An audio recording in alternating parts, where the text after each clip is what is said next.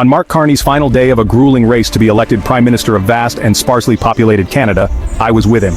It was his last push, not just to win, but also to get the majority he said he needed to stand up to the chaotic territorial and trade ambitions of his neighbor to the south. For someone who had got to see Carney as a cerebral technocrat, a crisis-managing central bank governor a decade ago, the transformation into public orator was quite something. I recall endless interviews trying to get the then governor to say something newsworthy, or something that would make a good headline. While this was a very different Mark Carney, the lineage in crisis economics was also part of his sell. Carney told his audience in Edmonton, Alberta, sporting the local Oilers hockey shirt, "President Trump has ruptured the global economy. America's leadership of the global economy is over. It's still in play, but it is a tragedy. And our new reality? In this trade war, just like in hockey, we will win."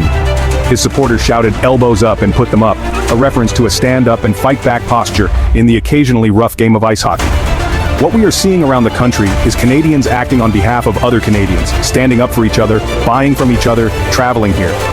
At his very final stop in the far west, in the isolation of Victoria, Vancouver Island, with only half an hour of campaigning allowed, Carney went unplugged among supporters. "As the assembled media will tell you, I campaigned in prose," Carney joked. "So I'm going to govern in econometrics," he said of the nerdy mathematical strain of economics. In normal circumstances, some of this might be interesting to the wider world. In current circumstances, the origins of his election win, his approach to policymaking, and the nature of his mandate could assume critical importance. When I caught up with him for the BBC exclusive interview, just as the polls were closing on Monday, he appeared confident but was taking nothing for granted. Check 2.